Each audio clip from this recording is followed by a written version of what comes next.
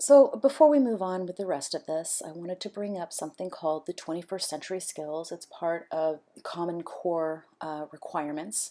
All teachers from kindergarten through 12th grade in the United States are supposed to be teaching critical thinking, creativity, communication, and collaboration in an attempt to get all students college and career ready.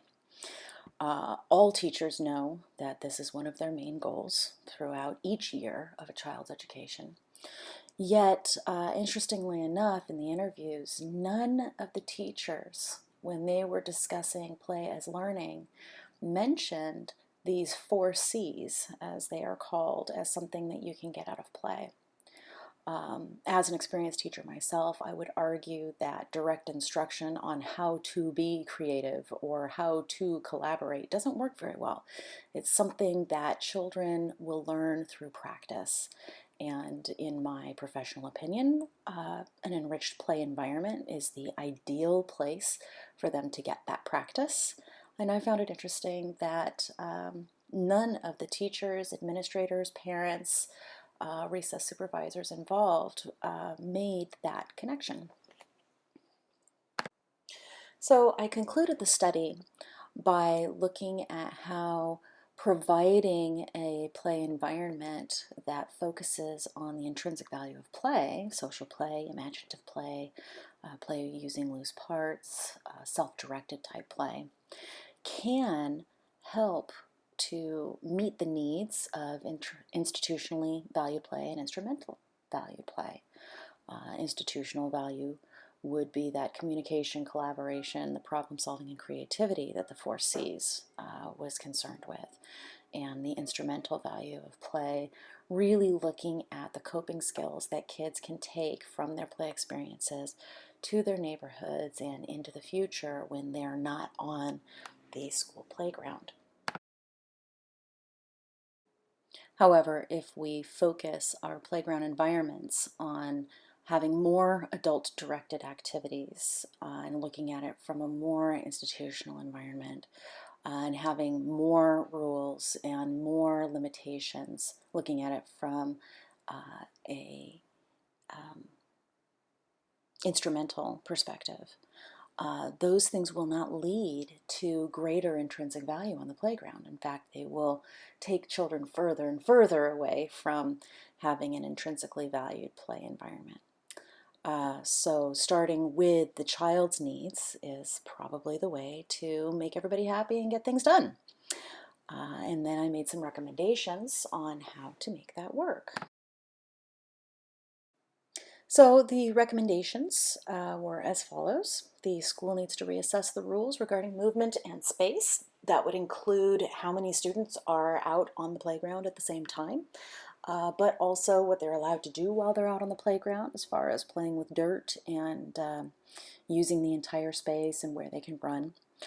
Number 2, increasing the number of loose parts on the playground is also recommended.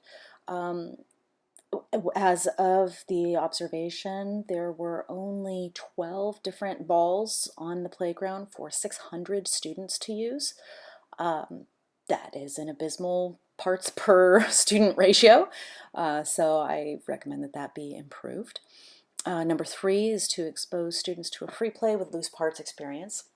This would entail looking at having a special play day where a few classrooms could experience free play with loose parts, such as large cardboard boxes or barrels or tires, some buckets, ropes, tubes, tarps, things like that, to engage in free play, to be able to be creative and make up their own rules.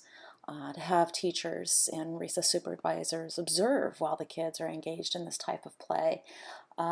Maybe take a video and interview some kids on how they felt about their play experience. And then number 4, to present that play experience to families and recess supervisors and other teachers who didn't experience it, and to talk a little bit about what values they see in the play that's taking place and how maybe they could reimagine what value play could have at their school. Number 5 would be to create a plan for enhancing the environment. So that would be That would include trying to figure out what types of materials you would like to have out on the playground and what kinds of rules we should or shouldn't have in a space, things like that. Number 6 would be to give the recess supervisor something very specific to do. Ask them to make observations about what's happening on the playground. Ask them to report how things are going well and what things might need to be changed over time. Have them talk to each other about what's going on, and make the time for them to be able to do that. Number 7, checking up on schools that are experimenting with more recess time. There are a lot of schools that are deciding that maybe that's something that they need to do in order to help their students out, and to follow how they're doing and consider changing the way the schedule looks at this particular school to find more success. So just to give you an update on how things have been going since this study was completed, the school principal agreed that the amount of students out on the playground at the same time was not appropriate, so she changed the schedule around. So now there are 300 children out on the playground at one time, which is much more manageable. And they did buy some more basketballs, handballs, and soccer balls. So some of the equipment issues have been remedied. She is interested in having a group come and do a free play with loose parts demonstration for the school. But because this particular school is so focused on raising their test scores again this year, she has decided to make that appointment in the springtime after students have finished all of their testing. So at this point, we're just waiting for spring to come so that the kids can have that experience, and then we can share with the parents and the teachers and the recess workers what this free play with loose parts idea is all about, and we'll see where it goes from there. Thanks for listening, and if you have any questions, you can email me at Kristen@recessrevolution.org. Thanks. Bye.